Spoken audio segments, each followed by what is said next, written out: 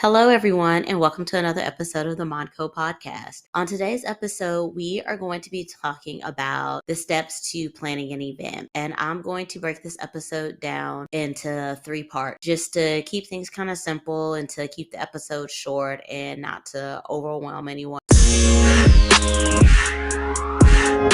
So I fell in love with the event planning in 2004, 2005. I remember watching the movie The Wedding Planner with Jennifer Lopez, and I thought that was really cool. And then around that time, my god sister also was getting married, and the night before and the day of her wedding, I was kind of running around and helping her do different things and figure out different things. And so I was like, this is really cool. And also, I was in undergrad at that time, and I worked on campus in a work study position in the chancellor's office, and that office put on a lot of events. So all 3 of those things coming together at once, it just really made me fall in love with event planning and realize how come together. And then just looking at it like I help with that, and just thinking about all the frustrations of the task or all the struggles that you were going through trying to get that event, and then it's just this great event.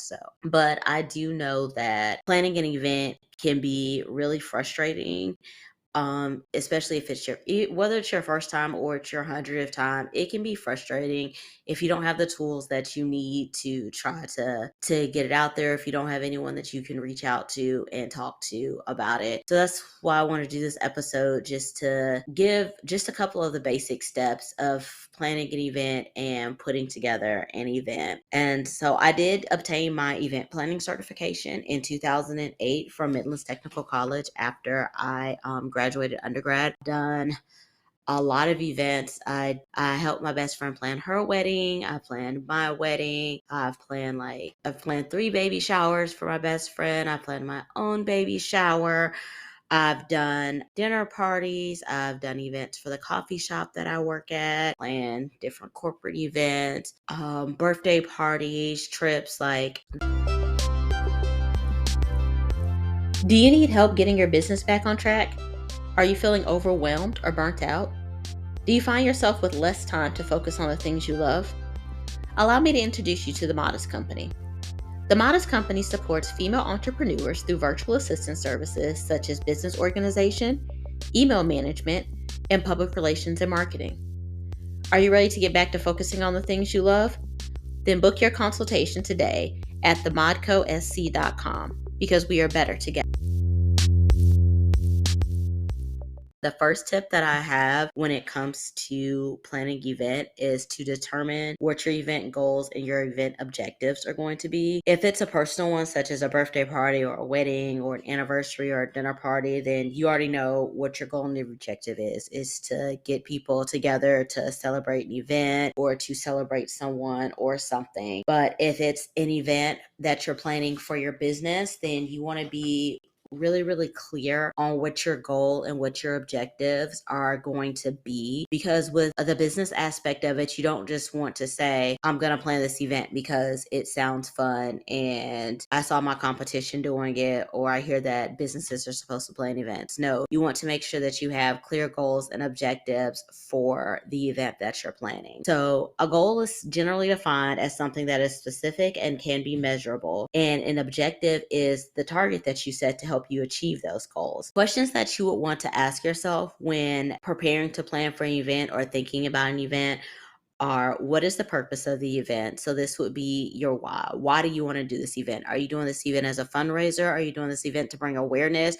Are you doing awareness to a certain cause, I should say? Are you doing this event to bring more awareness to your business? Why are you doing this event? And who is your audience for this event? If you're doing it for a fundraiser, well, that may not be the same audience that you have if you were just doing it to celebrate your 1-year anniversary of your event. Or it may not be the same audience that you would have if it was just hey, we're trying to put ourselves out there. So who's your target audience? Who are you putting this event on for? And what do you want your attendees to take away from this event? Is it that your business is a great business that gives back to the community? That your business is a new startup business that's just trying to get themselves out there? What do you want people to walk away from this event saying? And what do you want them to remember you for from this event? And what are you going to be providing at this event? Are you providing goodie bags? Are you providing favors? What are you giving your attendees for attending this event?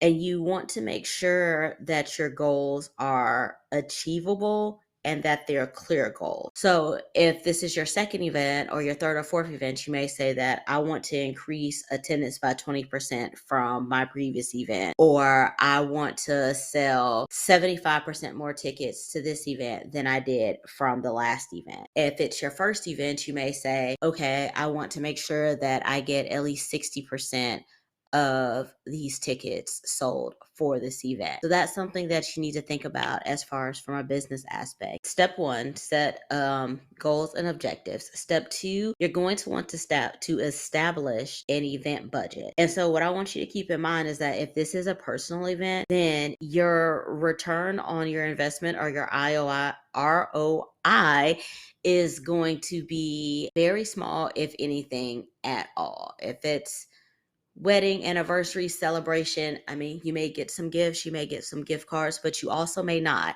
So that's something that you want to take into consideration when you're setting your budget for a personal event, is that there will 98% won't be a return on your investment, unless of course you are having a paid personal event, unless you're charging people to come to your birthday party or to your retirement dinner. It can happen. So there could be a chance, but more than likely, you're not going to get any ROI. Now, if it's an event for your business, when you're trying to set the budget, you'll want to take into consideration a couple of things.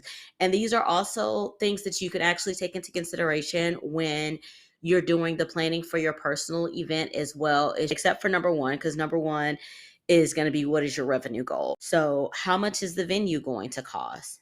Are you having speakers at the event? If so, how much are your speakers going to cost? How much is your entertainment going to cost? Are you going to have a DJ? Is there going to be a live band? Is there someone going to be doing spoken word? Is there going to be a mime? Are you doing gift bags or party favors? That needs to be factored into your budget. Catering. Are you going to have to Is the catering going to be separate, or is that going to be included in the venue price? You need to take the catering into consideration. Staff for the event, whether if it's a business event, whether it will be staff as in the people that work at your business, will you just be paying them overtime for that, or are you going to have to go out and are you going to have to hire a staff for this event? But that's something that you'll need to put into your budget. And then if you can take it out later, then that's awesome. But you want to make sure that you have it factored in. You'll also need to factor in security. Some venues, depending on the number of people or the type of event, they require security. So you need to factor in how much that's going to cost. Also insurance, if that's required, you need to factor that in. And so this is just, it's not an all-inclusive list. There are many, many more things that need to be factored in, but these are the main things and the things that you need to start with, the things that people kind of forget about sometimes. They forget about the security, or they forget about staff, or they forget to include how much the favor bags or the goodie bags are going to cost. They also forget about speakers and speaker accommodations. That's another thing as well. You need to take into consideration, if you are having speakers at this event, how do you need to accommodate them? Do you need to pay for their travel? Do you need to pay for their room and board? What else are you going to have to pay other than just their speaker fees? Same thing with entertainment, or your photographer or your videographer. If they're coming from out of town, do they have additional fees that they need to pay? Or even if they're not coming from out of town, do they have a certain radius in which they travel in? Is that going to be an extra cost for you? So just little things like that are things that you need to think about when setting your budget for your event. And the final thing is, you would need to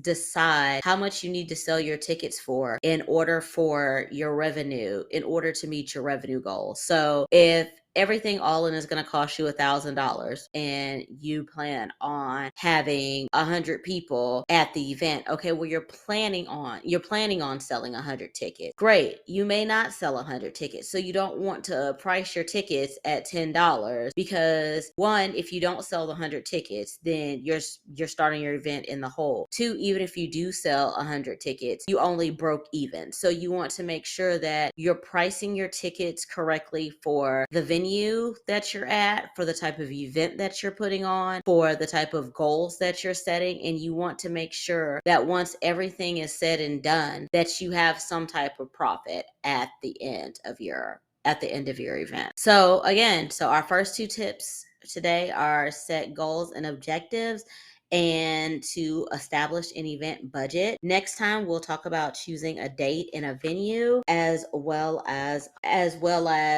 getting your entertainment and everything set up. So thank you all so much for joining me on this episode. I hope that you got a couple of good tips to get started on planning your event, and I look forward to talking to you next week. And also, please feel free if you have any stories about organizing or any stories about event planning or any tips that you really like, please send those in to me. I would love to hear them and possibly share them on the podcast. So until next time, thanks everyone. Bye.